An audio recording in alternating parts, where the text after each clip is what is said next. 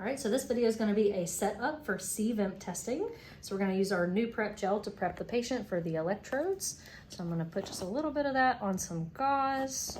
This will exfoliate the skin so that the electrodes will stick on very good and we'll have good impedance value. So we're going to start on the high forehead.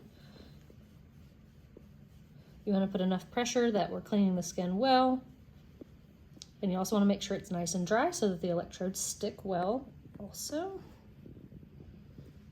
All right, so for the next one, what we're gonna do, I'm gonna have the patient lift and turn. This makes the sternocleidomastoid muscle pop out just like this. And so now that I see where it is, I can have her relax for a second, and we're gonna just prep right along the muscle here.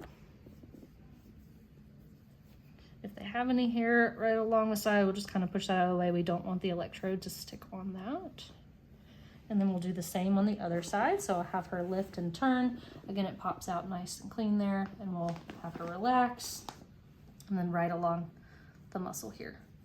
We don't want to go really far down on the muscle or really high up because that will affect our latency values once we're running. Okay, so we'll stay right here. So what we're gonna do, I'm gonna go ahead and place the ground electrode, which is going to go on the low forehead. So for us, it's this black one here. We're going to place this electrode on the high forehead, or low forehead, sorry, here, just like that. Press around the outer edges and not in the middle so that the gel doesn't squirt out. Then we're going to place our vertex electrode on the high forehead. You may have these already placed depending on the order of your testing.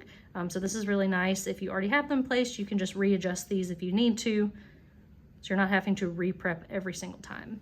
Okay, so we've got those two electrodes placed. Now we're going to place our left electrode on the left side. This is an ipsilateral response. So unlike an ovemp, this is gonna match. So our blue, our left responses are all gonna happen on the left side.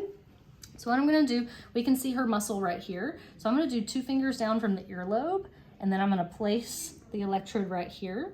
I want the center part of my electrode here to be on the belly of the muscle. So when she lifts up here, you're able to see that it's clearly right on the middle part, which is considered the belly of our sternocleidomastoid muscle, so that we're gonna get the best responses there. And again, about 2 fingers down. We'll do the same on the right side. So I'll have her turn her head over. As long as we can see the muscle good, we can just leave it at this. So we'll scoot some of the hair out of the way, do a couple of fingers, and then we'll place it. You can place it this way. This is typically the way I do it. Some people will place it up and down like this. You can. Sometimes I find that it kind of is hard to sit on the muscle, so the sticky part might come off. So a lot of times I do place it this way instead. And then we'll place that right there. And so when you're having your patient and you're running this test, a couple of things to remember. You want them to lift and then turn their head versus the other way around, because it makes that muscle pop out, so we'll get a cleaner response, versus having them turn first and then lift. You still might get a good muscle contraction, but I found that over seeing a lot of patients that the lifting first and then turning tends to get us better responses, so keep that in mind.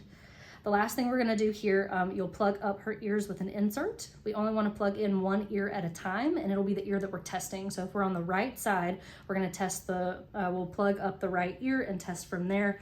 And so once we have that set up, we're gonna check our impedance on our preamp, and then we are ready to test.